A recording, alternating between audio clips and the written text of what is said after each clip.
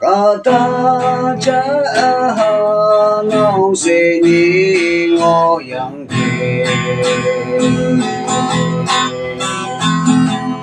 naoshiy bawa ibadah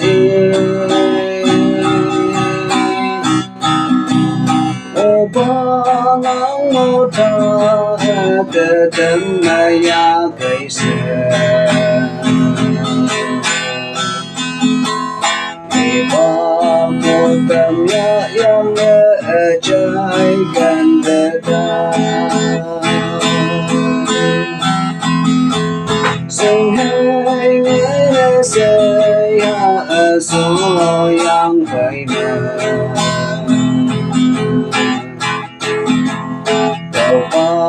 Trên sâu tôi hana mê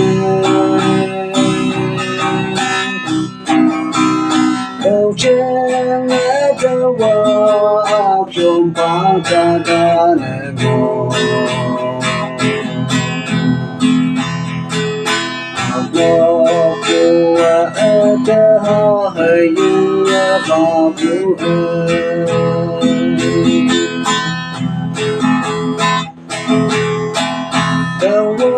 sáng hai con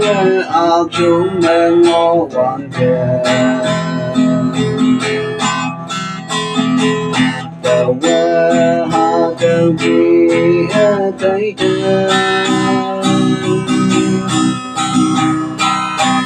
ba nó khoe ngô cô vừa làm xây Iman hạ yang nó hồi trong bờ ngõ nó Xin hãy nghe để xây hạ số yang phải mà Tao ba chừng sâu tôi hana mê Đầu trên tao vào chung ba kahta nagas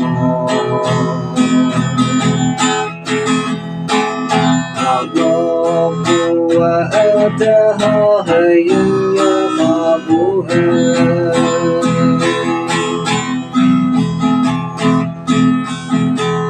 Tao lấy ba toàn cơ nghĩ nè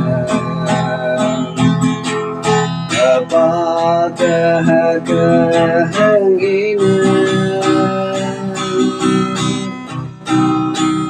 Tao quang sĩ sâu mà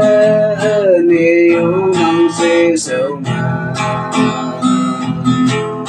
Cô mòn này mong cô tôi mẹ xây lên yangkiy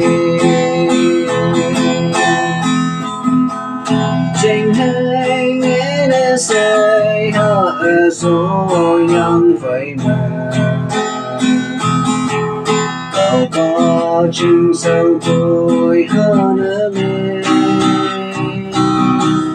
Đầu trên nghe tao vào chung ba kahta nagas Ngoh của ta hơi như ba phụ Ngoh của ta hơi như ba phụ